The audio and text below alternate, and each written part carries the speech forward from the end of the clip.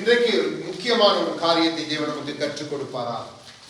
பல தடவை இதை நான் தியானித்திருக்கிறேன். ஆனாலும் ஒரு மகனுடைய சாட்சி, கடந்த வாரம் ஞாயிற்றுக்கிழமை சேர்ச் முடிஞ்சு போன பின்பாக ஒரு மகனுடைய சாட்சி, 41 வயது மகன், தேவனை விட்டு பின்வாங்கி போன ஒரு மகன், திடீரென்று அங்கே ஒரு ஊழியக்காரன் சந்தித்து அதனூடாக அந்த மகன் மீண்டுமாய் தன்னுடைய வாழ்வை விட்டு மீண்டும் கர்த்தருக்கு தன்னை அர்ப்பணிக்க போது அந்த மகளுக்கு சரீரத்திலே வியாதி.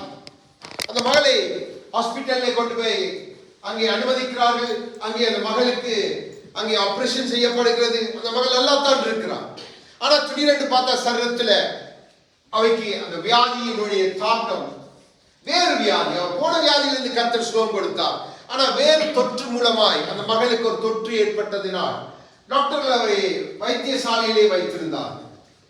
அப்போ அந்த மகள் அங்கே இருந்த எல்லாருக்கும், தன்னுடைய வியாதி படுக்கையிலும் தன்னுடைய வேதனையிலும் அங்கிருந்த எல்லாருக்கும் தன்னுடைய முடிந்த வரைக்கும் எல்லாருக்கும் சுவிசேஷத்தை சொல்லி, தேவனை குறித்து சொல்லி, அங்கே தம்முடைய ஊழியக்காரனுக்கு போன் பண்ணி இது இவங்களுக்கு ஜெபிங்க அவங்களுக்கு ஜெபிங்கன்னு சொல்லி அந்த மகள் அந்த கடைசி நிமிஷத்துல அற்புதமாய் அந்த மகள் காரியங்களை செய்து திடீரென்று ஒரு நாள் அந்த மகள் கர்த்தருக்குள்ளே நித்திரை அடைந்து 41 வயது தான், 41 வயது.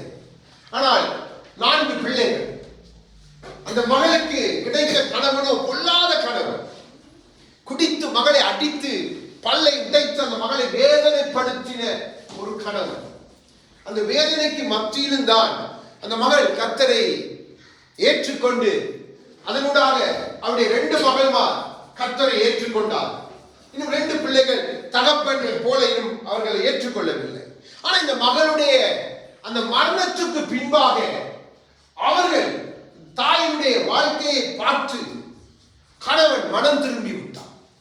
அங்கே அந்த பிள்ளைகள் தேவனுடைய அந்த மகிமை, அந்த தாய் செய்த கடைசி நிமிஷத்து கிரியைகள், அப்ப அவங்க கூட இருந்து பார்த்தது நிமித்தம் அந்த பிள்ளைகள் மனம் மாறிவிட்டார். இன்று அவருடைய பயணம் கர்த்தரை நோக்கி ஆரம்பித்திருக்கிறது.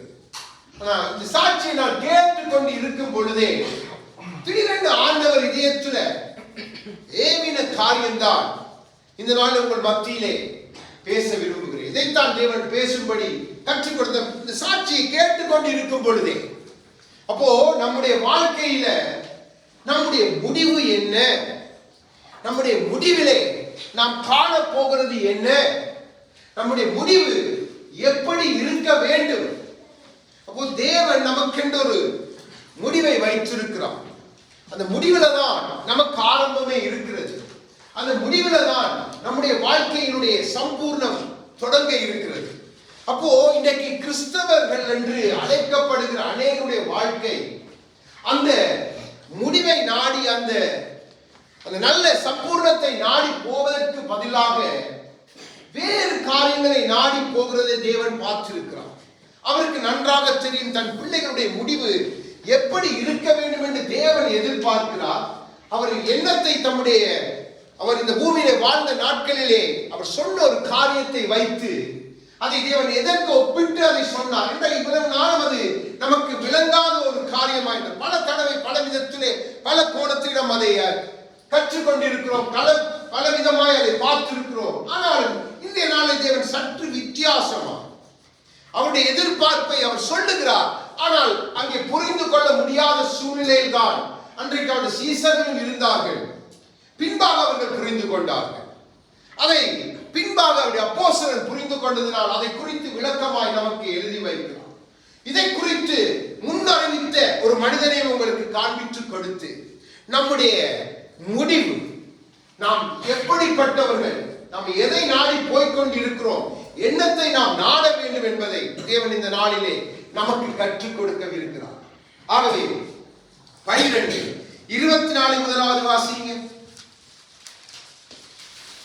மெய்யாகவே மெய்யாகவே நான் உங்களுக்கு சொல்லுகிறேன், கோதுமை மணியானது நிலத்தில் விழுந்து சாகாவிட்டால் இருக்கும், சத்ததே ஆகில் மிகுந்த பலனை கொடுக்கும். ஆமென்.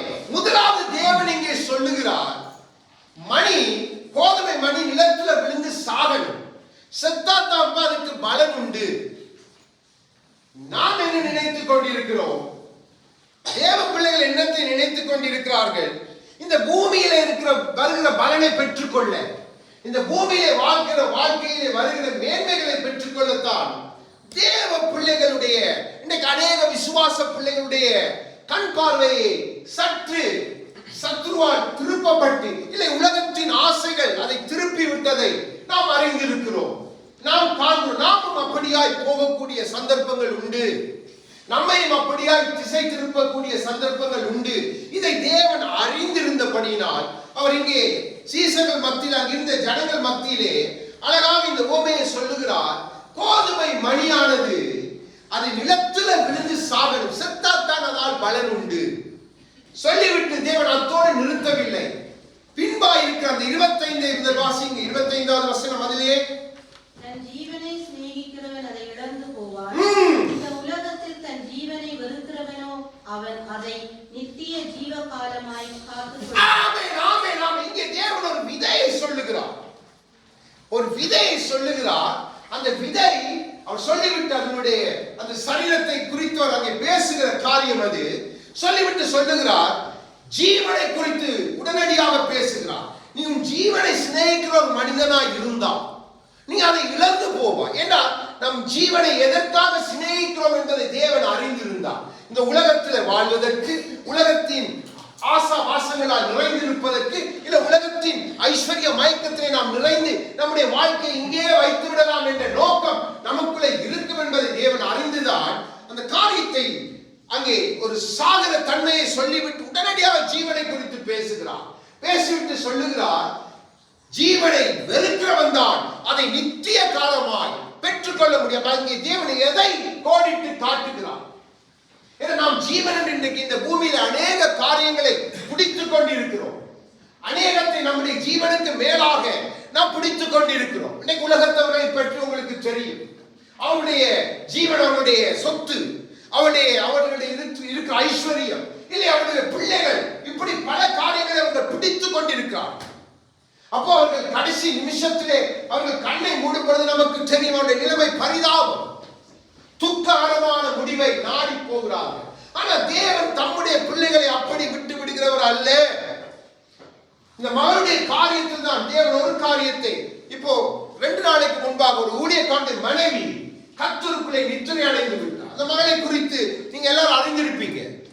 அப்போ திடீரென்று நான் இதயத்தில் ஒரு கேள்வி, ஆண்டவரே, உம்முடைய மகள் தானே, உம்முடைய மகள் ஏன் இவளுக்கு இத்தனை வருடங்கள் இப்படி ஒரு போராட்டம்? உடனே ஆண்டவர் உடனடியாக பதில் வந்தது, நீதிமானுக்கு இந்த பூமியிலே நான் சரி கட்டுவேன். இந்த வசனத்தை ஆண்டவர் இதயத்தில் பேசுகிறார். அப்போ தேவன் நம்முடைய வாழ்க்கையில நம்மை சரி கட்டுவதற்கு நோக்கம் என்ன? நம்மை அப்படியே விட்டு விடுவது தேவ சித்தம் அல்ல. இன்னைக்கு தேவ பிள்ளைகள் அப்படித்தான் நினைத்து ஓடிக்கொண்டிருக்கிறார். அதாவது என்னன்னு சொன்னார், அழைத்தவரை, தெரிந்து கொண்டவரை விட்டுவிட்டு தங்கள் ஓட்டம், தங்கள் போக்கு, தங்கள் ஜீவன், தங்கள் வாழ்க்கையில் ஓடுகிறதை தேவன் பார்க்கிறார், ஆவியானவர் பார்க்கிறார். இப்ப பாருங்க, சொல்லுகிறார், நித்திய காலம், என்ன முடிவில்லாத ஒரு ஜீவன் உனக்குண்டு, அதை நோக்கித்தான் உன் ஓட்டம் இருக்க வேண்டும் என்பதைத்தான் தேவன் இங்கே உவமையாய் பேசி காண்பித்து விட்டு அடுத்ததாய் சொல்லுகிற காரியத்தில் வாசிக்கும் 26. ஒருவன் எனக்கு ஊழியம் செய்பவனானால் என்னை பின்பற்ற கடவன், நான் எங்கே இருக்கிறேனோ அங்கே என் ஊழியக்காரனும் இருப்பான். ஒருவன் எனக்கு ஊழியம் செய்தால் அவனை பிதாவானவர் கனம் பண்ணுவார். ஆமென். இங்கே மீண்டுமாய் தேவன் சொல்லுகிறார், என்ன போலவே என் பிள்ளைகள், நீங்க எல்லாரும் ஊழியர்கள், ஊழியக்காரிகள், அப்படித்தான் அவர் தம் ஜனங்களை சேர்த்திருக்கிறார். அப்போ என் பிள்ளை என்ன போலவே நீங்க இருக்கணும். அப்போ அங்கே அடுத்த காரியத்தை அவர் அங்கே தொடர்புபடுத்தி காட்டுகிறார், பிதா உங்களை கனப்படுத்துவார். நான் இருக்கிற இடத்துல நீங்களும் இருப்பீங்க. இப்போ தேவன் எல்லாத்தையும் அங்கே காய் மனவாய் பேசி அங்கே பேசின பொழுது அவர்களுக்கு அதனுடைய ஆதி நாட்களை தெரியும். இந்த நாட்கள் இருக்கிற நமக்கு தேவன் எல்லாவற்றையும் எழுதி அழகாய் கற்றுக் கொடுத்திருக்கிறார். அப்போ இது ஒரு விசுவாசத்தின் ஒரு விதையா நம்முடைய வாழ்க்கையில இருக்கணும். இதுதான் நம்முடைய விசுவாசத்துக்கே அடித்தளமும் முடிவுமாய் இருக்கணும். இதைத்தான் தேவன் இந்த நாளில் நம்மிடத்தில் எதிர்பார்க்கிறார். நாம் இன்றைக்கு பல காரியங்களில் பயப்படுகிறோம், பல காரியங்களுக்கு நாம் நம்மை விட்டு விடுகிறோம், ஒப்புக் கொடுக்கிறோம். தேவன் இதையெல்லாம் பார்த்து துக்கப்படுகிறார். அவருடைய நோக்கம், அவருடைய சித்தம் உங்களை குறித்து சாதாரணமானது அல்ல. தேவன் வைத்திருக்கிற அந்த ஸ்தானம், அந்த நோக்கத்தை நீங்க ஒரு நாளும் விட்டுடவே கூடாது. விட்டுட்டீங்க என்று சொன்னால் உங்களுடைய இந்த வாழ்வு பிரயோஜனமற்றதாய் மாறிவிடும். உங்களுடைய வாழ்வு வீணானதாய் போய்விடும். இன்னைக்கு பாருங்க, நாம் அறிய எத்தனை பேர், எத்தனை பெரிய தலைவர்கள், எத்தனை பேர் நம் பார்வைக்கு பெரியவர்களாய் இருந்த ராணிமார், ராஜாக்கள் என்று மறித்து மிருகத்தை போல போய்விட்டால் என்று வேதம் நமக்கு அதை குறித்து சொல்லுகிறது. அப்போ இது ஒரு அளவை தேவன் குறிப்பிட்டு காட்டுகிறார். அப்போ இதற்கு நன்றான ஒரு விளக்கத்தை அப்போஸ்தலனாகிய பவுல் கொடுக்கிறார். இதைத்தான் நாம் நம்முடைய விசுவாசத்துல அளவா வைத்திருக்கணும், இந்த விசுவாசத்தின் விதையாய் வைத்திருக்கணும். இதைத்தான் நம்ம பற்றி கொண்டு ஓடணும். ஏன்னா இன்னைக்கு நம்முடைய விசுவாசம் சிதறடிக்கப்பட்டு விட்டது. நம்முடைய விசுவாசத்தின் அளவுகோல் மாறிவிட்டது. நம்முடைய விசுவாசத்தின் கண்ணோக்கம் மாறிவிட்டது. ஆகவே மனிதன் பன்னியை போல மாறி, நாய்களை போல மாறி வாழ்கிற வாழ்க்கையை தேவன் அருவருக்கிறார். இன்னைக்கு பாருங்க, இந்த உலகத்தில் எதுவும் நிச்சயம் இல்லை. இன்னைக்கு அங்கே இஸ்ரவேலர்களோடு அங்கே ஈரான் யுத்தத்தை தொடங்கி விட்டான். ஆகவே சில ஏர்போர்ட்டுகள் எல்லாம் மூடிவிட்டது. வரும் காலம் இன்னும் பயங்கரமா போகுது. ஆனா தேவ பிள்ளைகள், எனக்கும் உங்களுக்கும் தேவன் எல்லாவற்றையும் விளங்கப்படுத்தி அவர் வைத்திருக்கிற அந்த விசுவாசத்தின் நோக்கத்தை நமக்கு விளங்கப்படுத்துகிற நோக்கம் என்ன? நானும் நீங்களும் அப்படியாய் மாறி அவரை பின்பற்றணும். அவரையே பின்பற்றி, அதுதான் ஒரே வழி, வேறு வழி இல்லை இந்த பூமியில. மனிதன் பல வழிகள்ல பல காரியங்களை செய்யலாம், ஆனா ஒரே வழி கிறிஸ்து. அதான் சொன்னார், என்னை பின்பற்று, நான் எதை செய்தனோ அதையே நீங்க செய்யணும். அப்பதான் நீங்க என்னோடு இருக்க முடியும். என் பிதா உங்களை கனப்படுத்துவார். இந்த ஸ்தானத்தை நீங்க ஒரு நாளும் எந்த சூழ்நிலையிலும் விட்டு விடவே கூடாது.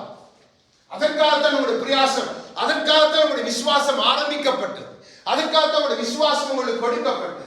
இப்போ 1 கொரிந்தியர் 15வது அதிகாரம்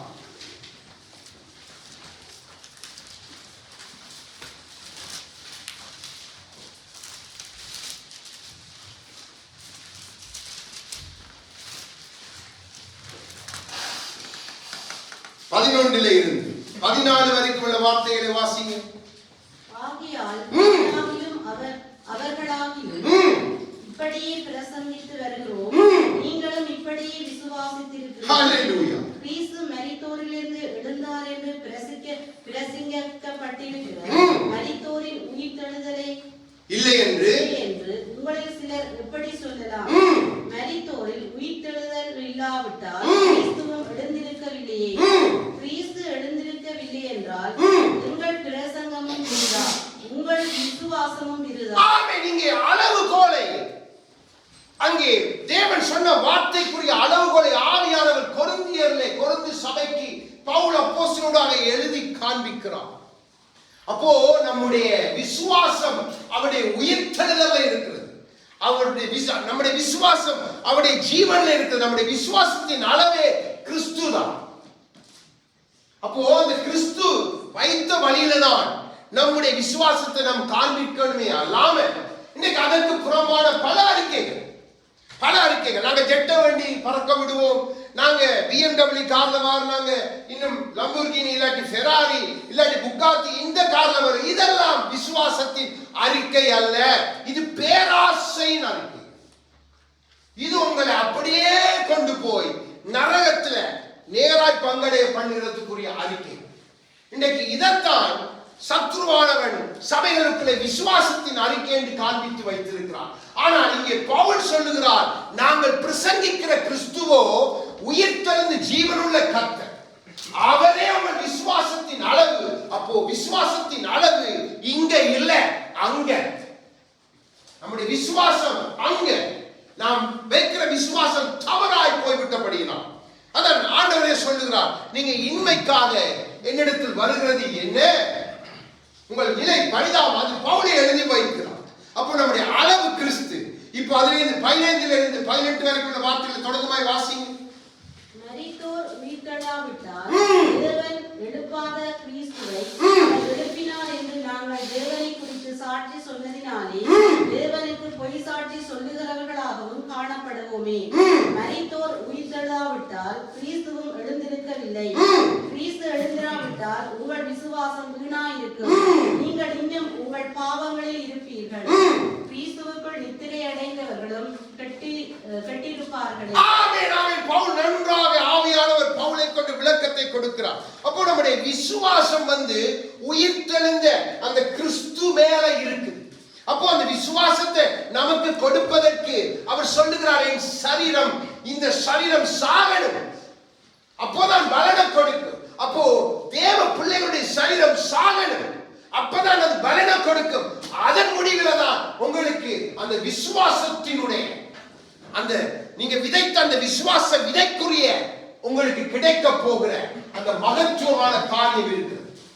நாம் அதை புரிந்து விடாதபடிக்கு நம்மை பண்டிகை போலவே நடக்க பழக்கிறதுக்கென்று பலரை இந்த கடைசி காலங்களிலே சத்ருவானன் அனுப்பி இருக்கிறான். இதை வேதம் நமக்கு ஆங்காங்கே நன்றாக காண்பித்துக் கொண்டே ஆண்டவரே சொன்னார், பண்டிகைக்கு முன்பாக உங்கள் முத்துக்களை போடாதீங்க, அதுக்கு தெரியாது, அது அதையே தேடிக்கொண்டே இருக்கும், அது பீறி போடும். நாம் அப்படி இருக்கக்கூடாது. தேவன் விலையேற பெற்ற ஒரு முத்தை நம் கையிலே கொடுக்கிறார், விதையை நம் கையிலே கொடுக்கிறார். அது ஆவிக்குரிய விதை. பின்பை நான் காண்பித்துக் கொடுக்கும் பொழுது உங்களுக்கு தெரியும்.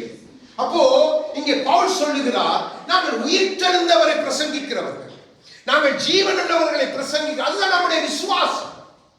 அந்த விசுவாசம் தான் கிறிஸ்துவை பின்தொடர செய்யும். அந்த விசுவாசத்தை நிமித்தம் தான் பிதா நம்மை கனப்படுத்த முடியும். அந்த விசுவாசம் தான் கிறிஸ்துவோடு நம்மை பங்கடைய பண்ண முடியுமே அல்லாம நம்ம வைத்திருக்கிற போலியான நமக்கு காண்பிக்கப்படுகிற விசுவாசம் அல்ல. நீங்க உலகத்துக்காக கிறிஸ்துவை விசுவாசிக்கிறது தவறு அல்ல. ஆனா அதையே நீங்க பற்றி கொண்டு அதுதான் விசுவாசம் என்று இருப்பதில் தான் நீங்கள் தவறி போகிறீர்கள். ஏன்னா தேவனிடத்தில் அநேகர் சுகத்தை பெற்றுக் கொண்டார்கள் விசுவாசத்தின் நிமித்தம். அதையெல்லாம் தேவனை அங்கீகரித்திருக்காது, நல்லது. ஆனால் அதன் பின்பு அவருடைய முடிவு என்ன? 10 பேர் வந்தார், 10 பேரையும் சுகமாக்கி விட்டு ஒருவன் திரும்பி வருகிறான். ஆண்டவர் அவனை குறித்து கவலைப்படாமல் அந்த 9 பேரை குறித்து ஏன் கவலைப்படுகிறார்? இப்போ தேவனுடைய நோக்கங்கள் நீங்க புரிந்து கொள்ளணும். அப்போ சொல்லுகிறார், என் பிள்ளைகள் என்ன மாதிரி இருக்கணும்?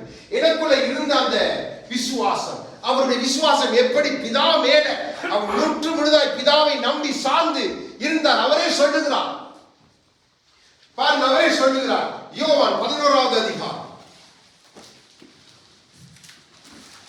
25-26 வாசிங்க.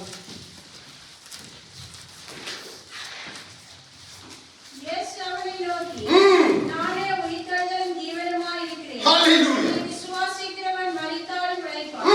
உயிரோடு இருந்து என்னை விசுவாசிக்கிறவன் அவனும் என்றென்றைக்கு மரியாமல் இருப்பான். இதை விசுவாசிக்கிறாயா என்றார். ஆமென். இதுதான் விசுவாசம். இந்த விசுவாசத்தை தான் ஆண்டவர் பேசுகிறார். கோதுமை மணியோடு ஒப்பிட்டு பேசி காண்பிக்கிறார். அதான் செத்தேன் எப்படி பலன் கொடுக்க வேண்டும் அவரே சொல்லுகிறார். செத்து இந்த பூமியிலே தம்மை மரணத்துக்கு ஒப்பு கொடுத்தபடி நான் மிகுந்த பலன். இன்னைக்கு திரளான ஜனங்கள் ரட்சிக்கப்பட்டிருக்கிற அதனால தான் இதை தேவ பிள்ளைகள் புரிந்து கொள்ளுகிறது இல்லை. தேவ பிள்ளைகள் லோகத்து அந்த பிரபுக்களை போல லோகத்து பிரபுக்களை போல மாண்டு போகவே விரும்புகிறார்கள். தேவ பிள்ளைகள் வெளியில் இருக்கிறவர்களுக்கு குறித்து நான் பேசவில்லை. ஆகவேதான் தேவன் இப்படிப்பட்ட காரியங்களை பேசிவிட்டு ஆவியானவரை நமக்கு விளக்கம் கொடுக்கிறது. அதற்குத்தான் நமக்கு ஆவியானவர், அதற்குத்தான் இத்தனை வார்த்தை. அப்ப ஆண்டவரே சொல்லுகிறார் அந்த ஸ்திரீயிடத்தில், அவருக்கு லாசரை எடுப்பதற்கு முன்பாக சொல்லுகிறார், என் மேல என் கிரியைகள் மேல நான் செய்த எல்லாவற்றையும் விசுவாசித்தா உனக்கு நித்திய ஜீவன், நீ உயிரோடு இருப்பாய், நீ மரணத்தை காண்பதில்லை. அவர் சரீர மரணத்தை குறித்து சொல்லவில்லை, அது எல்லாருக்கும் நிச்சயிக்கப்பட்ட ஒன்று. அதன் பின்பாக நமக்கு தெரியும் நியாயத்திற்கு நமக்கு 3 விதமான முடிவுகள் வரலாம். ஒன்று, நம்முடைய காலம் நிறைவேறி நாம் கிறிஸ்துவை சந்திக்க போகலாம், இல்லை அவருடைய ரகசிய வருகையை நாம் அவரை சந்திக்கலாம் இருக்கலாம். அடுத்தது நியாய தீர்ப்பிலே நாம் அவரை சந்திக்கணும், அவராலே நாம் மீட்கப்படணும். அதான் நமக்கு சொல்லப்பட்டது. கடைசி நாளில் ஆக்கினைக்குள்ளாய் தீர்க்கப்படாத படிக்கு எங்கேயாம் நியாயத்தை 3 விதமான முடிவில் நாம் தப்புவதுதான் தேவனுடைய நோக்கம். அதற்கு தான் தேவன் விசுவாசத்தை கற்றுக் கொடுக்கிறார். நம்முடைய விசுவாசத்தை நாம் ஒரு நாளும் தவறாக விசுவாசிக்கிறது நல்லது. அவருடைய மகிமை இந்த பூமிக்கு கொண்டு வர நீங்க விசுவாசித்தே ஆக வேண்டும். ஆனா எல்லாவற்றுக்கும் அஸ்திவாரமான ஒரு விசுவாசத்தின் அஸ்திவாரம் உண்டு. அந்த விதையில தான் எழும்படும் விசுவாசம். இப்ப உதாரணத்துக்கு கடுகு விதையை குறித்து ஆண்டவர் பேசின அந்த உவமையை பார்த்து நாம நினைக்கிறோம், கடுகு விதை அளவு விசுவாசம் இருந்தா போதும் என்றுதான் ஆண்டவர் பேசுகிறார் என்றுதான் நம்முடைய பார்வை. நம்ம அதைத்தான் சொல்லுவோம், கடுகு அளவு விசுவாசம் இருந்தா போதும். இல்லை, அப்படித்தான் நான் புரிந்து வைத்திருந்தேன். ஆண்டவர் கற்றுக் கொடுத்தார். இல்லை, அந்த கடுகு விதை எப்படி வளருது, பின்பாய் அவர் சொல்ற அந்த மரம் கடுகு விதை வளர்ந்து பெரிய மரமாகி அதுல எல்லாரும் வந்து பறவைகள் வந்து எல்லாரும் வந்து அதே மாதிரி உன் விசுவாசம் வளர்ந்தால்தான் நீ மலையை பார்த்து போன்னு சொன்னால் அது போகும். அப்ப அந்த கடுகு விதை அவர் எதற்கு ஒப்பிடுறாங்க, உன் விசுவாசத்துக்கு ஒரு விதான அந்த விதை அந்த அளவுக்கு உன் அது பெருகணும், அது வளரணும், ஓங்கி வளரணும். பலருக்கு அது கனி கொடுக்கும், பலருக்கு பிரயோஜனமாக இருக்கு. அப்போ நாம் நம்முடைய புரிந்து கொள்ளாத தன்மை நிமித்தம்தான் வேத வார்த்தைகள் நாம் சரியாய் புரிந்து கொள்ளாதபடியால் தான் இன்னைக்கு நம்முடைய வாழ்க்கைகள் தடுமாறி போய் இருக்கிறது. நம்ம என்ன நினைச்சிட்டு இருக்கிற பூமியிலே நம்ம இருக்க போறோம், 1000 வருஷம் இருக்க போறோம், இல்ல இயேசு கிறிஸ்து ரகசிய வரும் வரைக்கும் நாம் இருக்க போறோம், இல்ல இதெல்லாம் அவருடைய சித்தம், அவருடைய திட்டம். ஆனா எனக்கும் உங்களுக்கும் இருக்க வேண்டிய விசுவாசம், அவரிடத்திலே என் பங்கு இருக்கு, அவரோடு நான் இணையேன், என் பிதாவோடு நான் சங்கமான், என் இயேசுவோடு சங்கமான். இதைத்தான் அந்த மகனுடைய அந்த முடிவு காண்பித்தது. ஆகவே நான் தேவன் காண்பித்தது காரியங்களை பேசிக்கொண்டு இப்ப 2 தீமோத்தேயுல பவுல் சொல்லுகிற காரியம் 4வது அதிகாரம் நமக்கு தெரிந்தது. ஆனா பாருங்க, அதிலே பவுலுடைய தீர்மானத்தை பாருங்க, அவனுடைய அறிக்கையை பாருங்க. மிக முக்கியம், மிக முக்கியம். அதுல தேவன் வைத்திருக்கிற காரியத்தை நாம் புரிந்து கொள்ள வேண்டும். 7 விட்டு வாசிங்க. நல்ல போராட்டத்தை போராடி ஓட்டத்தை முடித்து விசுவாசத்தை காத்துக்கொண்டேன். இது முதல் நீதியின் கிரீடம் எனக்காக வைக்கப்பட்டிருக்கிறது. நீதியுள்ள நியாயாதிபதியாகிய கர்த்தர் அந்த நாளிலே அதை எனக்கு தந்தருளுவார்.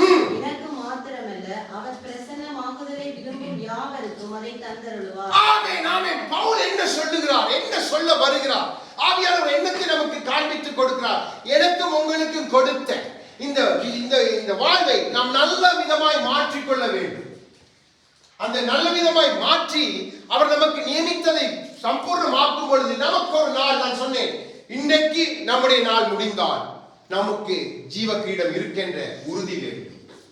இல்லை, கிறிஸ்து வரும்பொழுது நாம் மறுரூபமாக்கப்பட்டு போகும் பொழுது நமக்கு அந்த உறுதி இருக்க வேண்டும்.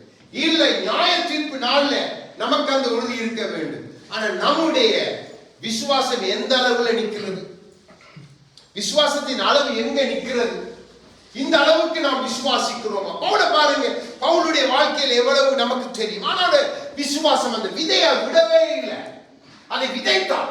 விதைத்ததன் பலனைத்தான் சொல்லுகிறார். போராட்டம் போராடி ஜெயித்துட்டப்பா, ஓட்டத்தை வெற்றியா முடிச்சிருக்கிறேன், இப்போ எனக்கு ஜீவ கிரீடம். அப்போ அவர் எதை விரும்புகிறார், எந்த பிரசன்னமாக்குதலை குறித்து பேசுகிறார், எதை குறித்து அவர் நமக்கு திருஷ்டாங்கப்படுத்துகிறார். பவுலை வைத்து ஆவியானவர் நமக்கு எதை கற்றுக் கொடுக்கிறார்? இன்னைக்கு தேவ பிள்ளைகளுக்குள்ள இல்லாத ஒரு கண் பார்வை, இருக்க வேண்டிய ஒரு கண்ணோட்டம், ஆனா இல்ல. என்ன நினைக்கிறாங்க, நாம் ரட்சிக்கப்பட்டுட்டோம், ஞானஸ்தானம் எடுத்துட்டோம், அதனால நமக்கு எல்லாமே ஓகே, பரலோகம் நமக்கு நிச்சயம் இல்ல. அவர் சொல்லுகிறார், பரலோகம் அந்த பிரசன்னமாக்குற அந்த பரலோகம் அந்த நாளுக்குள்ளே நாம் பிரவேசிக்கிற அந்த நாளிலே அதை விரும்புகிறபடினால் ஒரு போராட்டத்தை போராடி இருக்கிறேன், ஒரு ஓட்டத்தை ஓடி இருக்கிறேன். அதற்காக நான் விதைத்தது விசுவாசம். அந்த விசுவாச விதையைத்தான் தேவன் நம்முடைய வாழ்க்கையில் எதிர்பார்க்கிறார். பவுலை கொண்டு செய்யாத அற்புதமா இல்ல, எவ்வளவு உண்டு. அப்படி உங்களை கொண்டு அவர் செய்ய வல்லவர். ஆனா நம்முடைய விசுவாசம் எங்கே ஆரம்பிக்க வேண்டும் என்றுதான் ஒரு பெரிய கேள்வி. நம் முடிவு என்ன என்பதை அநேகர் தெரிந்து கொள்ளாமல் புரிந்து கொள்ளாமல் இந்த இரவைக்கு முடிவு வந்தான். யோசிச்சு பாருங்க, எத்தனை பேர் கைவிடப்பட்டு போவோம், கிறிஸ்தவர்கள் எத்தனை பேர் கைவிடப்பட்டு போவோம். அந்த மகளுக்கு கிருபையாய் கர்த்தர் 4 வருடங்கள் அந்த மகள் போராடி, அந்த மகள் கடைசி ஒரு கிழமை அவருடைய கணவர் சாட்சி கொடுக்கும்போது சொல்றார், அவர் திடீரென்று கண்ணை மூடிட்டு சொல்லுவாவாம், எனக்கு ஆராதனை சத்தம் கேட்டுக்கொண்டே இருக்கிறது. சிரித்து அந்த அந்த கடைசி நிமிஷம் சிரிப்பாகும், கையை கூட தூக்க முடியாது. அப்படியே திடீரென்று கண்ணை விழிச்சு எல்லாரோட பேசி எல்லாரையும் கூப்பிட்டு ஒப்புரவானா. யார் யாருக்கு நன்றி சொல்லணுமோ எல்லாருக்கும் நன்றி சொல்லி, யார் யாரோட ஒப்புரவாகணுமோ எல்லாரோட ஒப்புரவாகி, யார் யாரிடத்துல மன்னிப்பு கேட்கணும் எல்லா இடத்துல மன்னிப்பு கேட்டு பாருங்க. கர்த்தர் எப்படி ஒரு நீதிமானுக்கு சரி கட்டுகிறான். அவரிடத்துல எல்லாமே வேணும் அநீதி இல்லை. நம்முடைய வாழ்க்கையில் அதை செய்ய விரும்புகிற கர்த்தர். அப்போ நீங்க உங்களுடைய சரீரம் அதற்கு சாகணும். செத்தாதான் உங்களுக்கு பலன் உண்டு. அந்த பலன் மேன்மையானதாக இருக்கிறது. உலகம் தர முடியாத பலன் கிறிஸ்து கொடுக்க விரும்புகிறார். நாம் எத்தனை மேட்டிமை, எத்தனை காரியங்களை பிடித்துக் கொண்டு இருக்கிறோம். நாம் எத்தனை காரியங்களை நாம் சரியாய் நம்முடைய தவறை கூட ஏற்றுக்கொள்றது இல்லை. அப்ப நமக்குள்ள இருக்கிறது என்ன? நம் சரீரம் சாக இல்லை, நம்முடைய சரீரம் விதைக்கப்பட இல்லை. ஏன்? நம்முடைய விசுவாசம் இல்லை. அதான் ஆண்டவர் பார்க்கிறார். பவுல் அப்படி அல்ல. பவுலை அடித்தால் பவுல் அவர்களை பார்த்து வணங்கிட்டு போயிட்டே இருப்பான், மன்னித்துட்டு போயிட்டே இருப்பான். ஸ்தேவான் அப்படிப்பட்ட விசுவாசத்தை உடையவர். கிறிஸ்து அப்படிப்பட்ட விசுவாசத்தின் தொடக்கம். அவரே எல்லாரும். அப்போ இது நமக்குள்ள இல்லை. நம்முடைய விசுவாசம் பிள்ளையாய் விதைக்கப்பட்டு இருக்கிறது. நம்ம விதைக்க வேண்டிய கிறிஸ்துவுக்குள்ள நம்முடைய விசுவாசத்தை சரியா விதைத்திருந்தா அது பலன் கொடுக்கும். அது நமக்கு ஜீவனுக்கு இதுவாய் பலன் கொடுக்கும். அது நமக்கு அநேக விதமான நல்ல பலன்களை கொடுக்கும். ஆனா நமக்கு அது இல்லையே. அப்போ நம்மிடத்தில் தவறு. கிறிஸ்து நம்மை நோக்கி பார்க்கிறார். இந்த இடத்துல இந்த ஆண்டு நம்மை பார்த்து கொண்டிருக்கிறார். ஒரு காரியத்தை சொல்லுகிறேன், நன்றாய் புரிந்து கொள்ளுங்கள். நான் இப்ப இதை கொஞ்ச நாளா சில காரியங்கள் சொல்றது இல்லை. என்னடா சொன்னாலும் அது சிலருக்கு அது பிடிக்கிறது இல்லைன்னா நான் சொல்றது இல்லை. ஆனா இப்போ ஆவியான ஒரு காரியத்தை ஏவுகிறார். அதாவது சொல்லுகிறேன், ஒரு ஜெப அறை மாதிரி, ஜெப அறை தான். அங்கே ஒரு ஒரு கம்பளம் மாதிரி ஒன்று விரிக்கப்பட்டிருக்கிறது. அந்த இடத்துல நான் இப்படி இருக்கிறேன். என் கையிலே வேதம் இருக்கிறது. அங்கே இன்னும் 2-3 சகோதரர்கள், நான் யாரு பேரையும் சொல்ல விரும்ப இல்லை. ஒரு ஆள் கட்டில் போட்டு கட்டிலுக்கு மேலே இருக்கிறார். ஒரு ஆள் அப்படியே உலாவி இப்படி இப்படி இப்படி இப்படி பார்த்து கொண்டு திரிகிறார். நான் மாத்திரம் அந்த இடத்துல இப்படி முழங்கால் படியிட்டு திடீரென்று ஆண்டவர் எனக்கு எதிராக வந்து அப்படியே முழங்கால் படியிட்டு நான் இருப்பது போலவே அப்படி அந்த பக்கத்தில் இருக்கிறேன். அப்போ நான் திடீரென்று நான் பாடி ஆராதிக்கிறேன். அப்போ ஆராய்ச்சிட்டு நான் ஒரு வார்த்தையை சொல்லுகிறேன். ஆண்டவர் அந்த வார்த்தை வாய்ந்து புறப்பட்ட மறுகணமே கர்த்தர் எழும்பி அவர் உலாவி அதே வார்த்தை சொல்ற, நீ சொன்ன இதே வார்த்தை என்று சொல்லி அந்த வார்த்தையை சொல்லி அவர் பிரசங்கிக்கிறார். பண்ணிப்போட்டு அவருடைய கையிலே வேத புத்தகம் அதை என்னிடத்தில் கொடுக்கிறார். அந்த வேதத்தில் இருக்கிற எழுத்து எனக்கு அப்ப டக்குன்னு விளங்க இல்லை. அப்போ சொல்லி போட்டு சொன்னார், அதிகாரத்தையும் சொல்லி வசனத்தையும் சொன்னார் ஆண்டவர். சொல்லி அந்த வசனம், அப்போ அவர் சொன்ன வசனம் மிகவும் பயங்கரம். சொன்னார், இது இந்த வசனத்தை மட்டும் அக்கினி என்று 2-3 தரம் ஆண்டவர் சொன்னார். நான் ஆண்டவர் நீ சொன்ன என்னை காண்பித்து சொல்லுகிறார். காண்பித்து நீ சொன்னதுதான் நீ சொன்னதுதான் இதுதான் வார்த்தை இதுதான் என்று சொல்லிக்கொண்டே இருக்கிறார். நான் எழுப்பி அடுத்த நாள் காலையில அந்த வார்த்தையை அந்த அதிகாரத்தை தியானித்து பார்த்தேன். மிகவும் பயங்கரம். நமக்கு தெரிந்த வார்த்தை தான். ஆனா தேவன் அதை திரும்பி காண்பித்து கொடுத்தார். நான் இதை சொன்னா நீங்க எவ்வளவு தூரம் அதை நம்புறீங்களோ எடுக்கிறீங்களோ எனக்கு தெரியாது. ஆனா கர்த்தர் காண்பித்தது சத்தியம், உண்மை. இந்த இடத்துல சொன்ன எத்தனையோ காரியங்களை கர்த்தர் செய்திருக்கிறார். நீங்க உங்களோட கண்கள் முன்பாய் பார்த்து கொண்டுதான் வாரீங்க. ஆனாலும் சத்ரு உங்களோட கண்களை சிலருடைய கண்களை தவறான வழியில திருப்பி விட்டபடியே நீங்க நம்புறது குறைவு. ஆனா இந்த உண்மையா பயங்கரம் பிள்ளைகளே, பயங்கரம். ஏனென்றால் ஆண்டவர் பேசினதும் அவருடைய வார்த்தை. லூக்கா 3வது அதிகாரத்திலிருந்து தேவன் பேசினார். நல்ல கனி கொடாத மரங்கள் எல்லாம் வெட்டுண்டு அக்கினியில போடப்படும். அக்கினி வருகிறது, பதரெல்லாம் எம்மாத்திரம். இதுதான் நான் சொன்ன அக்கினி வருது மகன், அக்கினி வருது. இப்படித்தான் சொன்ன, அக்கினி வருது. நீ சொன்னது எப்படியே சொன்ன. ஆனா உலாவி எனக்கு ஆச்சரியம். எழும்பி உலாவி ஆண்டவர் பேசுகிறார். அப்போ நான் இதை மனைவிடத்துல மாத்திரம் சொல்லிவிட்டு ஆண்டவர்கிட்ட ஜெபம் பண்ணிட்டு விட்டுட்டேன். என்றால் ஒரு மாசமாயிருக்கும் வந்து தரிசனத்தை கண்டு. அப்போ நான் ஏன் இதை உங்களுக்கு இப்ப சொல்றேன், திடீரென ஆவியானவர் சொல்லும்படி என் இதயத்தை பாரப்படுத்தினபடி நான் சொல்லுகிறேன். அப்போ அதான் நம்முடைய விதை தவறா போயிடக்கூடாது, நம்முடைய விசுவாசம் தவறாய் போய்விடக்கூடாது. தேவன் உங்களை நேசிக்கிறார் என்பதை நீ நன்றாய் புரிந்து கொள்ள வேண்டும். இப்போ பவுல் பாருங்க அழகாக சொல்லுகிறார், என்னுடைய போராட்டம், என்னுடைய அந்த ஓட்டம் அந்த விசுவாசத்தின் அடிப்படையில். அதான் சொல்ல கிறிஸ்துதான் அளவு, அந்த உயிர்த்தெழுந்த கிறிஸ்துவை நாங்கள் பிரசங்கிக்கிறோம், அந்த அளவுல தான் என் விசுவாசத்தின் ஓட்டத்தை நான் ஓடினேன். அதை மீறி எந்த அளவில் அப்பா, அது அகல ஆழ நீள உயரம் இல்லாத உன்னதமான கடுகு விதையல்ல, கடுகு விதைக்கு பின்பாய் எழுந்துகிற அந்த மரத்தை போல பெரிதான விசுவாசம். அதுதான் சொல்லுகிறான், அது எல்லாவற்றையும் பேர்க்கிற விசுவாசம். ஆனாலும் அதை சொல்லிவிட்டு அன்பை குறித்து பேசுகிறான். இப்போ நாங்கள் அதுக்குள்ள போகையில் இப்ப 2 கொரிந்தியர் 5 பவுலே சொல்லுகிறார் பாருங்க, இந்த சிந்தை நமக்குள்ள இருக்கணும், எப்பயும் இருக்கணும். 2 கொரிந்தியர் 5ஆம் அதிகாரம் 6ல இருந்து 10 வரைக்கும் உள்ள வார்த்தைகளை வாசிங்க. நாம் பரிசுத்து நடவாமல் விசுவாசித்து நடக்கிறோம். அல்லேலூயா. இந்த தேவத்தில் குடியிருக்கையில் கர்த்தரிடத்தில் குடியிராதவர்களாய் இருக்கிறோம் என்று அறிந்தும் எப்பொழுதும் தைரியமாய் இருக்கிறோம். நான் தைரியமாகவே இருந்து இந்த தேவத்தை விட்டு குடிபோகவும் கர்த்தரிடத்தில் குடியிருக்கவும் அதிகமாய் விரும்புகிறோம். அது நிமித்தமே நாம் சரீரத்தில் குடியிருந்தாலும் இல்லாமல் போனாலும் அவருக்கு பிரியமானவர்களாய் இருக்க நாடுகிறோம்.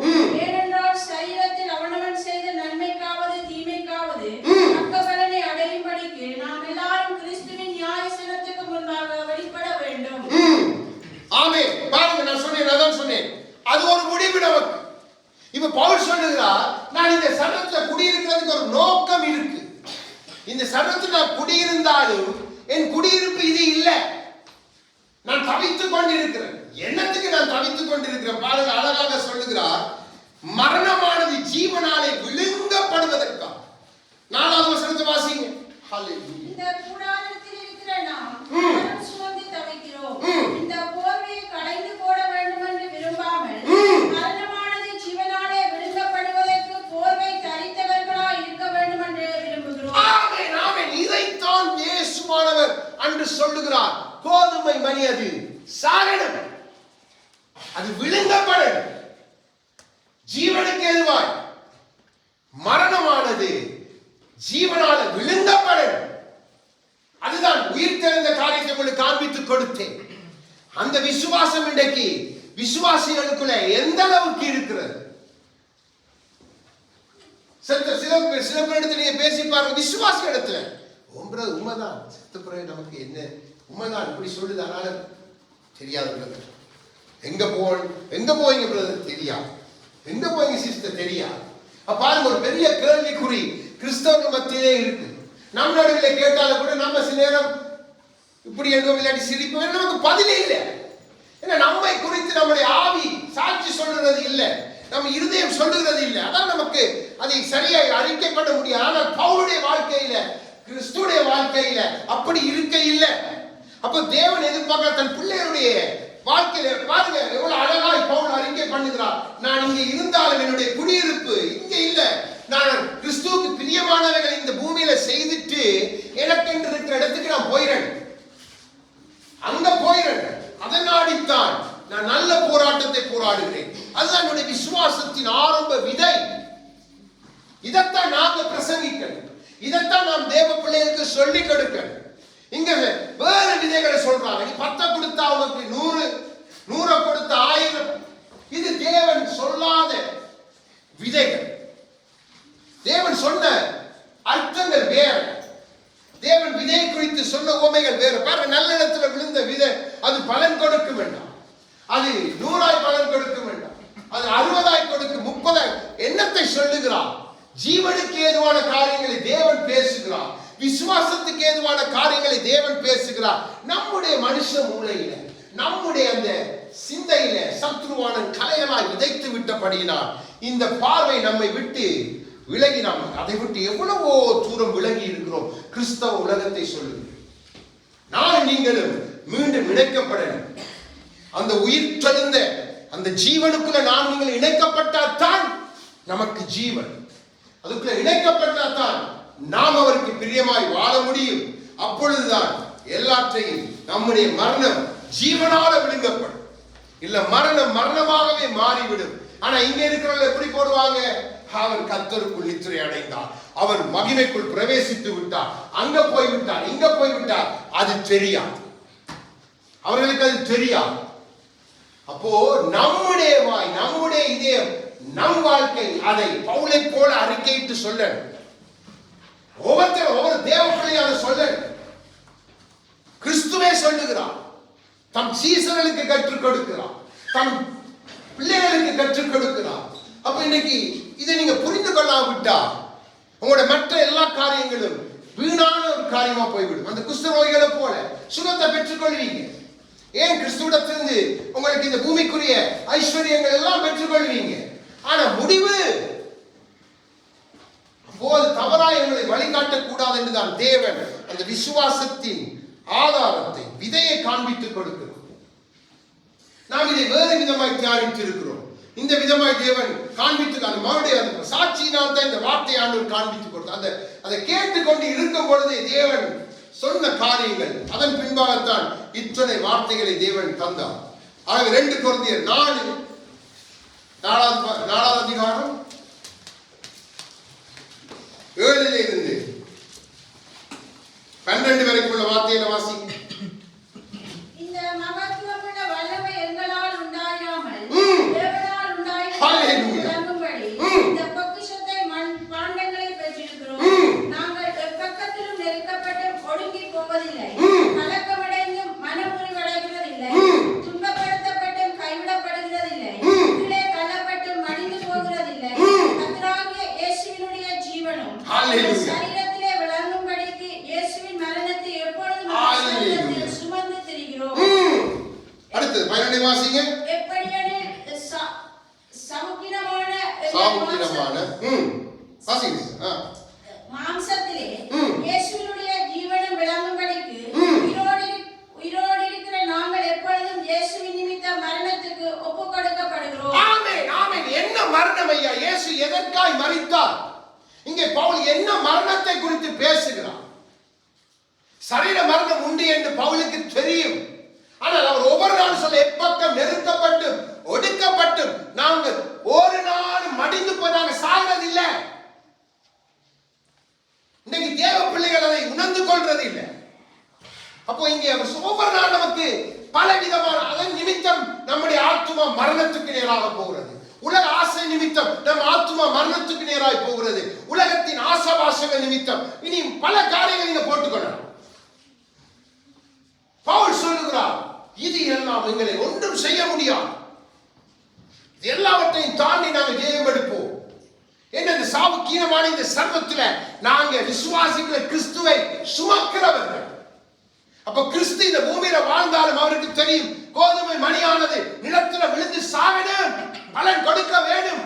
ஆனா உடனடியாக இல்ல, தேவனுடைய வாழ்க்கையை அவர் எல்லாவற்றையும் முடித்து கடைசியாக அதை கொடுத்து அதை மீண்டும் பெற்றுக் கொள்கிறார். அதைத்தான் எனக்கும் உங்களுக்கும் விசுவாசத்தின் நிமித்தம் வாக்குத்தத்தம் பண்ணுகிறார். அதைத்தான் அப்போஸ்தலர்கள் பிரசங்கித்தார்கள். அதைத்தான் ஆவியானவர் நமக்கு கற்றுக் கொடுக்கிறார். ஆனா இன்றைக்கு சபையுடைய நிலை மாறிவிட்டது. சபை வேறு காரியத்துக்குள்ளே விசுவாசத்தை கொண்டு புகுத்தி விட்டபடியினால் ஜனங்கள் இதை விட்டுட்டாங்க. என்ன சாத்தானு தெரியும், இது போயிட்டு என்றா என்னத்தை தான் விசுவாசித்த பூமியில பெற்றாலும் அதால ஒரு நன்மை நமக்கு கிடைக்க போகிறதே இல்லை. அப்போ மரணம் ஜீவனை விழுங்கிடும், மரணத்தை ஜீவன் விழுங்கிடும். ஆனா மாறி நம் மரணமே நம்மள ஜீவனை விழுங்கிடும். சாத்தானுக்கு அதுதான் வேண்டும், அங்க நேரா கொண்டு போயிருக்கும். அது மரணத்தின் வாசம். ஆண்டவர் அதற்காக இந்த பூமிக்கு வரவே இல்லை. அப்படின்னா வராமலே இருந்திருப்பார். அதனால நீங்க உயிர்த்தெழுந்த கிறிஸ்து ஆவியாளர் காண்பித்த அந்த காரியத்தை பேசிக் கொண்டிருக்கிறேன். ஜீவனோடு இன்றைக்கு நடுவிலே பேசுகிற கிறிஸ்துவானவர் தம் ஆவியானவருக்கும் மறக்க கூடாது பிள்ளைகளே. இப்ப 13-14 வாசிங்க. அதில் விசுவாசத்தின் ஆவியால் பேசினேன் என்று எழுதியிருக்கிறபடி நாங்களும் அந்த விசுவாசத்தின் ஆவியை உடையவர்களாயிருந்து விசுவாசிக்கிறபடியால் பேசுகிறோம். அல்லேலூயா. இதுதான் உங்க விசுவாசத்தின் பேச்சு. இதுதான் கிறிஸ்து கொடுத்த விசுவாசத்தின் ஆவி. இதுதான் அந்த விதை. பேசணும் இல்லை, பேச நமக்கு பயம். நமக்கு தெரியும் சாவுக்கு ஏதுவான யார் ஒன்றும் நம்மை சேதப்படுத்தும் நமக்கு தேவனே சொல்லி இருக்கிறார். ஆனா நமக்கு பயம். நம்முடைய இந்த சரீரத்தை நம்ம மேன்மையாய் பிடித்துக் கொண்டிருக்கிறோம். சரீரத்துக்குள்ள நம்ம இந்த சரீரத்து மேல நமக்கு சரியான ஆசை. இந்த சரீரத்துக்கு மேல நமக்கு பயங்கரமான ஆசை. ஆனா ஆண்டவர் சொல்றது சாகல். அது சாகல். கிறிஸ்துடைய தங்கள் சரணங்களை அறைய கொடுத்திருக்கிறார். அப்போ அதைத்தான் சொல்லி பலன் கொடுக்கணுமா? நீ சாகல். அதுக்கு விதையாய் விசுவாசம் போடும் பொழுதுதான் அது உனக்கு மேலானவைகளை கொடு. இல்லைன்னு சொன்னா இல்லை. இப்போ 1 கொரிந்தியர் 15.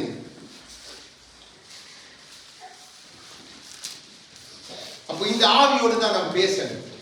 ஒரு நாள் இந்த விசுவாசத்தை அறிக்கை விட்டு விலகி நீங்க பேசக்கூடாது. எல்லாமே இதுக்குள்ள வைத்து பேசும் பொழுதுதான் கர்த்தருக்கு அது பிரியம். 1 கொரிந்தியர் 15 நாம் முதல் எடுத்து வாசித்த அதே அதிகாரம் 15 அதிலே 36 இருந்து 44 வரைக்கும் உள்ள வார்த்தைகளை வாசிங்க. இங்கே பவுல் அழகாய் விளக்கம் கொடுக்கிறார். புத்தியுடனே நீ விதைக்கிற விதை செத்தாலொழிய உயிர்க்க மாட்டாய். ஹல்லேலூயா. நீ விதைக்கிற போது இனி உண்டாகும் மேனியை விதையாமல் கோதுமை அல்ல மற்றொரு தானியத்தினுடைய வெறும் விதையையே விதைக்கிறாய். அதற்கு தேவன் தமது சித்தத்தின்படியே மேனியை கொடுக்கிறார். விதை வகைகள் ஒவ்வொன்றிற்கும் அதற்கேற்ற மேனியை கொடுக்கிறார். ஹல்லேலூயா. எல்லா மாம்சமும் ஒரே விதமான மாம்சம் அல்ல. மனுஷனுடைய மாம்சம் வேறே, மிருகங்களுடைய மாம்சம் வேறே, மச்சங்களுடைய மாம்சம் வேறே, பறவைகளுடைய மாம்சம் வேறே. வானத்துக்குரிய மேனிகளும் உண்டு, பூமிக்குரிய மேனிகளும் உண்டு. வானத்துக்குரிய மேனிகளுடைய மகிமையும் வேறே, பூமிக்குரிய மேனிகளுடைய மகிமையும் வேறே. சூரியனுடைய மகிமையும் வேறே, சந்திரனுடைய மகிமையும் வேறே, நட்சத்திரங்களுடைய மகிமையும் வேறே. மகிமையிலே நட்சத்திரங்களுக்கு நட்சத்திரமும் விசேஷித்திருக்கிறது. மரித்தோரின் உயிர்த்தெழுதலும் அப்படியே அழிவுள்ளதாய் விதைக்கப்படும், அழிவில்லாததாய் எழுந்திருக்கும். கனவீனம் உள்ளதாய் விதைக்கப்படும், மகிமை உள்ளதாய் எழுந்திருக்கும். பலவீனம் உள்ளதாய் விதைக்கப்படும், பலம் உள்ளதாய் எழுந்திருக்கும். என்ம சரீரம் விதைக்கப்படும், ஆவிக்குரிய சரீரம் எழுந்திருக்கும். என்ம சரீரமும் உண்டு, ஆவிக்குரிய சரீரம். இதைத்தான் ஆண்டவர் சொல்கிறார். உன் ஜென்ம சரீரம் மதித்தால்தான் உன் ஆவிக்குரிய சரீரம் எழும்ப முடியும். அதன் மகிமையே வேறு. அதற்கு தான் ஆண்டவர் அத்தனை விதைகள் ஆவியானவர் நமக்கு காண்பித்து கொடுத்தார். அது பூமிக்குரிய, அதுல இருக்கிற ஜீவன் பூமிக்குரிய தாவரத்திலிருந்து உண்டாகிறது நமக்கு நன்மைகளை கொடுக்கும். அது பூமியோடு முடிந்து போகிறது. ஆகையால் அவர் விண்ணவருடைய மகிமையும் பூமிக்குரிய மகிமையை காண்பித்துக் கொடுக்கிறார். நீங்க பலவீனமானவராக இருக்கலாம், சாவிலே பலவீனப்பட்டு நீங்க மறிக்கலாம். ஆனா உங்களோட முடிவுல உங்களுக்கு பலம் உண்டு, ஒரு நம்பிக்கை உண்டு. அதை நீங்க விட்டுறக்கூடாது. அந்த மகன் பாருங்க, பலவீனத்துல மறித்தாலும் அந்த பலவீன வியாதியினால் விட்டு கொடுக்கவே இல்லை. அதே மாதிரி அந்த ஊழியக்கார மனைவி இந்த சாட்சியை அசைத்தது. அந்த மகளுக்கு என்னுடைய வயது, என்னை விட 2 மாதம் முன்பாய் பிறந்திருக்கிறார். நான் மனைவிடத்தை சொல்ல அருமையான ஒரு சாட்சி. அழுது அழுது சொல்லுகிறார். இந்த சாட்சி உண்மையாகவே ஆச்சரியமான ஒரு சாட்சி. இப்படி நாம் இருக்க முடியுமா? எல்லாரோட வடித்துட்டு ஒப்புரவா இதுதான் அப்போதான் நம்முடைய ஆவிக்குரிய சரீரம். இதான் நீங்க சாகணும் என்று ஆண்டவர் சொல்லுங்க. இதான் சிலுவையில மறிக்கணும். கிறிஸ்துவுக்குள்ள நீங்க மறிக்கணும். அப்பதான் உயிர்த்தெழுத, அப்பதான் உன்னதம், அப்பதான் உங்களுக்கு மேன்மை. தேவன் உங்களை கொண்டு இணைத்திருக்கிற ஸ்தானத்தை நீங்க சிலுவையில புரிந்து கொண்டா உங்களோட வாழ்க்கை மாறும். பிள்ளைகளே, ஏன் நம்மளோட வாழ்க்கை இன்னும் மாற இல்லை? ஏன் நம்மளோட விசுவாசத்துல தள்ளாட்டம்? ஏன் நம்முடைய விசுவாசம் நம்முடைய சரீரத்துல தன்மைக்கு ஏற்ப நம்முடைய விசுவாசம். அப்ப இந்த சரீரத்தை உயிர்ப்பிக்கிறவர் ஒருவர் உண்டே, அவர் மேல விசுவாசத்தை வைத்து அந்த விதையை நாம் விதைத்தா எனக்கு தெரியும் அதிக பலன் உண்டு. நம்ம அது அப்படியே முடிஞ்சது இல்ல, விட்டுறாதீங்க. நமக்கு சாட்சி உண்டு. எத்தனை பேர் சாட்சி உண்டு நமக்கு தெரியும். அப்போ நம்மை தேவன் எதற்கு அழைக்கிறார், எதற்காக அழைக்கிறார் நாம் நன்றாய் புரிந்து கொள்ள வேண்டும். அதுல 54 55 வாசிங்க அதே அதிகாரத்துல. அழிவுள்ளதாகிய இது அழியாமையும் சாவுக்கு ஏதுவாகிய இது சாவாமையும் தரித்துக் கொள்ளும்போது ஹல்லேலூயா மரணம் ஜெயமாக விழுங்கப்படும். ஹல்லேலூயா எழுதியிருக்கிற வார்த்தை நிறைவேறும். ஹல்லேலூயா மரணமே உன் கூரெங்கே, பாதாளமே உன் ஜெயம் எங்கே. ஆமென். இதுதான் பவுலுக்குள்ள இருந்தது. இதைத்தான் கிறிஸ்து சொல்லுகிறார். இதைத்தான் ஆண்டவர் இந்த பூமியிலே விதைக்க வந்தார். இந்த விசுவாசத்தை, இதுதான் நம்முடைய வாழ்க்கை. ஒவ்வொரு கிறிஸ்தவ பிள்ளைகளுக்குள்ள, நம்முடைய பிள்ளைகளுக்குள்ள விதைக்கப்பட வேண்டிய வாழ்க்கை. பாருங்க, மீண்டும் பவுல் சொல்லுகிறார், மரணம் ஜெயமாய் விழுங்கப்படுமே, எழுதப்பட்டது படியே. அப்போ ஆவியானவர் ஏன் இதை மீண்டும் நமக்கு எழுதி வைக்கிறார்? அப்போ அவருடைய வார்த்தை எத்தனை சத்தியம். இன்னைக்கு சபை தூங்கி போயிருக்கு, கண் சொருகி போய் ஜீவன் உள்ள அந்த தேவனுடைய வல்லமை அந்த விசுவாசத்துல நடக்கிறதே இல்லை. நமக்கு ஒரு சர்ப்பம் தீண்டிட்டா முடிஞ்சு. அன்னைக்கு நான் வேலை செய்ய போன இடத்துல ஒரு பெரிய அல்சேஷன், நான் இது ஜெர்மன் ஷெப்பர்ட் உங்களுக்கு தெரியும், அல்சேஷன். அப்போ என்னோட அபியும் வந்திருந்தேன். அந்த நாய் பாய்ஞ்சு கையை இதன்னிட்டது. அப்போ இங்கே நாய் கடிச்சா ஊசி அடிக்காத அடிக்கும். நான் 2 பேர் தண்ணியில கையை கழுவி போட்டு நான் தொடர்ந்து வேலை செய்து வந்து, நான் சொல்லவில்லை, அவர் என் மனைவிடத்திலே சொன்னார், இப்படி சித்தப்பாவுக்கு நாய் இதை கடித்து விட்டது கையை. அப்போ என் மனைவி, ஐயோ நாய் கடிச்சா ஊசி போடணும், அது போடணுமே என்று சொல்லி, நாங்க ஒண்ணு விடுங்க, கர்த்தருடைய பிள்ளை நான், இந்த சரீரத்தில் அவர் இருந்தால் எதுவும் என்ன சேதப்படுத்தார். நான் அதை பற்றி ஒரு கிழமை ஆகிவிட்டது. ஏன் நான் இதை சொல்லுகிறேன் என்று சொன்னார், அந்த நேரத்தில் ஆண்டவர் அந்த இதயத்தில் அப்படிப்பட்ட ஒரு தைரியத்தை கொடுத்தார். நம்ம எல்லாத்துக்கும் பயப்படக்கூடாது, நமக்கு தெரியும். இதைத்தான் பவுல் சொல்லுகிறார். அப்படிப்பட்ட விசுவாசங்கள் நமக்குள்ளே பெருக, நாம எல்லாத்துக்கும் உடனடியாக நொறுங்கி போகிறவர்கள், மனமறிந்து ஐயோ முடியுமா முடியும் அப்படி நினைக்க கூடாது. அதைத்தான் சொல்றாரு, பக்கம் நெருக்கப்பட்டு நாங்கள் ஒடுங்கி போகிறதே இல்லை, நாங்க சாகிறது இல்லை என்று அவருக்கு தெரியும். தேவன் நம் விசுவாச நிமித்தம் தேவன் வைத்த ஓட்டம் உண்டு, அதை நிறைவேற்ற அவர் வல்லவர். அதுதான் அவர் சொல்லுகிறார், மரணமே உன் கூரெங்கே, பாதாளமே உன் ஜெயம் எங்கே. ஆணின் காரியத்தை முடிக்கும் வரைக்கும் இதைத்தான் ஆண்டவரும் சொன்னார். அந்த நறுக்கி போய் சொல்லு. அப்ப இந்த விசுவாசம் என்றது மிக மிக ஆணித்தரமா நம்முடைய இதயத்துல ஆழத்துல இருந்து எழுபடும் பெரிய மரமா. இந்த விசுவாசத்துக்குள்ள வந்து அநேகர் நன்மையை பெற்றுக் கொள்ளணும். அதைத்தான் தேவன் விரும்புகிறார். அது மாத்திரமல்ல, அந்த விசுவாசம் நம்மை அவரோடு கொண்டு போய் சேர்க்கணும். ஆகவே எபிரேயர் நமக்கு தெரிந்த வார்த்தை 12வது அதிகாரம் 1 2 வாசிக்கும் முதலாம். ஆகையால் மிருகம் போன்ற இத்தனை திரளான சாட்சிகள் நம்மை சூழ்ந்து கொண்டிருக்க, காயமான யாவற்றையும் நம்மை சுற்றி நிறுத்தி நிற்கிற பாவத்தையும் தள்ளிவிட்டு, விசுவாசத்தை துவக்குகிறவரும் முடிக்கிறவருமாயிருக்கிற இயேசுவை நோக்கி நமக்கு நியமித்திருக்கிற ஓட்டத்தில் பொறுமையோடு ஓடக்கடவோம். அவர் தமக்கு முன் வைத்திருந்த சந்தோஷத்தின் பொருட்டு அவமானத்தை எண்ணாமல் சிலுவையை சகித்து தேவனுடைய சிங்காசனத்தில் தயவு பாரிசத்தில் வீற்றிருக்கிறார். ஆமென், ஆமென். நமக்கு முன்பாக மேகம் போன்ற சாட்சிகள் உண்டாம். அங்க ஊழியக்காரன் சொல்லுகிறார், உங்களுக்கு தெரியுமா, நீங்க போய் கர்த்தருக்கு முன்பாக நிற்கும் பொழுது மேகம் போன்ற திரளான சாட்சிகள் உங்களுக்கு முன்பாக வேக வேக வேகமாய் அவர்கள் தேவ ராஜ்யத்துக்குள்ளே பிரவேசிப்பதை நீங்கள் பார்ப்பீங்க. இந்த வார்த்தையின் ஆதாரமை கொண்டு அவர் சொல்லுகிறார், பின்பாய் வெளிப்படுத்தினதில் அவர் காண்பித்து சொல்லுகிறார். எத்தனை சத்தியமான வார்த்தை. நமக்கு முன்பாக இருக்கிற சாட்சிகள், நமக்கு முன் சென்ற நம்முடைய பரிசுத்தர்கள் நமக்கு முன்பாக வேக வேகமாய் அங்கே தேவ ராஜ்யத்திலே பிரவேசித்தாங்க. அதான் ஆண்டவரே சொன்னார்.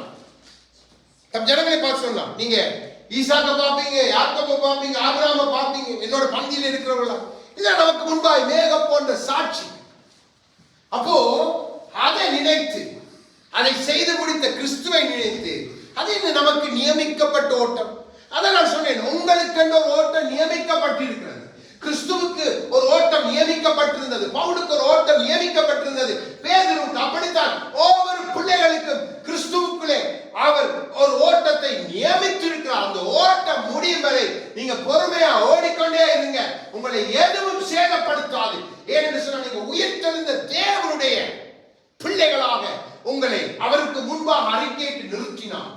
எதுவும் சேதப்படுத்தான். வாழ்க்கையை மாறிடும். உங்க விசுவாச அறிக்கை மாறிடும். அதுதான் முடியாததை முடிய பண்ணுகிற விசுவாசம், இல்லாததை இருக்க பண்ணுகிற விசுவாசம். நமக்கு பல சாட்சிகள் உண்டு. எபிரேயர் 11:35 வாசிங்க. ஸ்திரீகள் சாகப்படுத்த தங்களுடையவர்களை உயிரோடு எழுந்திருக்க பெற்றார்கள். ஹல்லேலூயா. வேறு சிலர் மேன்மையான உயிர்த்தெழுதலை அடையும்படி ஹல்லேலூயா. விடுதலை பெற சம்மதியாமல் பாதிக்கப்பட்டார்கள். ஆமென். ரகசியம் பாத்தீங்களா? இந்த விசுவாசத்துடைய ஸ்திரீகள் பாருங்க, தங்களுடையவர்களை உயிரோட பார்த்தான். உயிரோடு இது நிமித்தமா என்ன வந்தாலும் பரவாயில்லை, நாங்க வாதிக்கப்பட்டாலும் அடிக்கப்பட்டாலும் பவுல் சொன்னது போல நெருக்கப்பட்டாலும் பயம் இல்லைடா, சாவு இல்ல, அங்க இடம் இருக்கு. நமக்காக கிறிஸ்து எப்படி அங்கே ஜெயமாய் பிதாவின் வலது பார்சத்தில் வீற்றிருக்கிறாரோ அதுதான் என்னுடைய ஸ்தானம். அதைத்தான் சொல்லுகிறார், நீங்க என்னோடு இருப்பீங்க, என் பிதா உங்களை கனப்படுத்துவார். இப்போ எபிரேயர் 12 வாசிங்க 22 இருந்து 24 வரை நமக்கு தெரிந்த வார்த்தை, ஆனா நம்ம உற்சாகப்படுத்தும். நீங்களோ சீயோன் மலையினிடத்துக்கு, ஹல்லேலூயா, ஜீவனுள்ள தேவனுடைய நகரமாகிய பரம எருசலேமினிடத்துக்கு, 1000-10,000 தேவதூதர்களிடத்துக்கு, பரலோகத்தில் பேரெழுதியிருக்கிற முதற்பேரானவர்களின் சங்கமாகிய சபையிடத்துக்கு, யாவருக்கும் நியாயாதிபதியாகிய தேவனிடத்துக்கு, உலகளாக்கப்பட்ட நீதிமான்களுடைய ஆவிகளிடத்துக்கு, புது உடன்படிக்கையின் மத்தியஸ்தராகிய இயேசுவினிடத்துக்கு, அவருடைய இரத்தம் பேசினதை பார்க்கிலும் நன்மையானவைகளை பேசுகிற இரத்தமாகிய தெளிக்கப்படும் இரத்தத்தினிடத்துக்கு வந்து சேர்ந்தேன். ஆமென். ஆமென். உங்க விசுவாசத்தின் அளவு இப்படியா இருக்கணும். இது உங்களோட வாழ்க்கைய அறிக்கையாவே இருக்கணும். பாருங்க, இதைத்தான் பவுல் எழுதி வைக்கிறார். எபிரேயருக்கு எழுதும் பொழுது எழுதுகிறார், கொரிந்தியருக்கு எழுதும் பொழுது எழுதுகிறார். இதைத்தான் இயேசு நம்முடைய சீசர்களுக்கு கற்றுக் கொடுக்கிறார், விதையூடாக உவமையூடாக கற்றுக் கொடுக்கிறார். அப்போ இந்த ஆவி நமக்குள்ள இருந்து, அதான் கிறிஸ்துவின் ஆவி. இதான் இந்த மட்பாண்டத்தில் நம்ம பெற்றிருக்கிற மிகவும் பெரிய மகிமை. அந்த ஆவியானவர் அறிக்கை செய்கிறோம். நமக்கு வேண்டுவது இன்னதென்று அறியாத வேளையிலும் அவர் நம்மை உயிர்ப்பித்து நடத்துகிற ஆவியானவர். நம்மை கடைசி நாள் உயிரோடு எழுப்ப போகிற இந்த ஜென்ம சர்வத்தை ஆவிக்குரிய சர்வமாய் மாற்றி மறுரூபப்படுத்த போகிறேன். நம்மை எழுப்ப போகிற ஆவியானவர், நம்மை கொண்டு மனவாளத்திலே சேர்க்க போகிற ஆவியானவர். நாம் இத்தனை மேன்மையான இடத்துக்கு நேராக வந்திருக்கிறோம். பூரணராக்கப்பட்ட சபை, நீதிமான்களுடைய சபை அங்கே பரலோகத்திலே ஆயத்தமாயிருக்கிறது. அதற்கு ஒப்பனையான சபைதான் இந்த பூமியில நடந்தேறி கொண்டிருக்கிறது. அப்போ இவ்வளவு மேன்மையான விசுவாசத்துக்கு நீங்க அழைக்கப்பட்டிருக்கிறீங்க. இவ்வளவு மேன்மையான காரியங்களுக்கு தேவ பிள்ளை நீங்க அழைக்கப்பட்டிருக்கிறீங்க. நம்ம எப்படி இருக்கிறோம்? அப்படி ஒரு நாள் நீங்க இருக்கக்கூடாது. நம்முடைய வாழ்க்கையில பல சோர்வுகள், பலதரப்பட்ட முரண்பாடான அறிக்கைகள், முரண்பாடான கிரியைகள், முரண்பாடான காரியங்களை நாம் பின்பற்றுகிறவர்களாக இருக்கிறோம். நாம் விசுவாசித்து, நாம் தரிசித்து எப்படி நடக்கிறவர்களாக இருக்கிறோம்? வேதம் நமக்கு எந்த விசுவாசத்தை சொல்லுகிறது? இப்போ 13 வாசிங்க, 14வது வசனத்தை. நிலையான நகரம் நமக்கு இங்கே இல்லை, வரப்போகிறதே நாடி தேடுகிறோம். ஆமென். இதுதான் நம்முடைய தேடல். இது இல்ல நமக்கு நிலையான நகரம். இது இல்ல இத்தாலியில உங்களுக்கு சிட்டிசன்ஷிப் கிடைச்சாலும் வேஸ்ட், இல்ல இதை காட்டிலும் மேன்மையான தேசத்தில் கிடைச்சாலும் வேஸ்ட். இது நமக்கு நிலையே இல்லை. நான் முடிஞ்சா என் பாஸ்போர்ட்டை வெட்டி அடிச்சிடுவான், முடிஞ்சது. நன்றாக விளங்கிக் கொள்ளுங்க. எல்லாருக்கும் அதுதான். நமக்கு நிலையான நகரம் மேல் நகரம், பரலோகம். இதுதான் நம்முடைய முடிவாயிருக்க. பரலோகம் தான் நம்முடைய வாசஸ்தலமாயிருக்க. பரலோகத்தை நாடித்தான் நானும் நீங்களும் ஒவ்வொரு காரியத்தையும் செய்ய. கிறிஸ்து பூமியில இருந்தாலும் அவருடைய நோக்கம் மேலே இருந்துச்சு. ஆகவேதான் இந்த 13வது அதிகாரத்தில் பவுல் எழுதும் பொழுதே சொல்லுகிறார், நீங்க எங்க இருக்கிறீங்களா? 3 வாசிங்க, 13:3.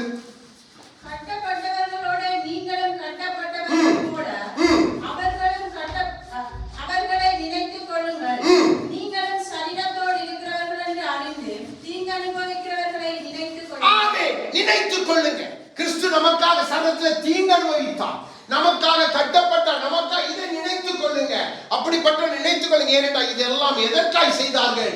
மேன்மையான நிலையான நகரத்தை நமக்கு காண்பிக்கும்படியா. அப்போ நம்முடைய நிலையான நகரம் அதுதான். நம்முடைய நிலையான செயற்பாடு உயிர்த்தெழுதல் இருக்கிறது.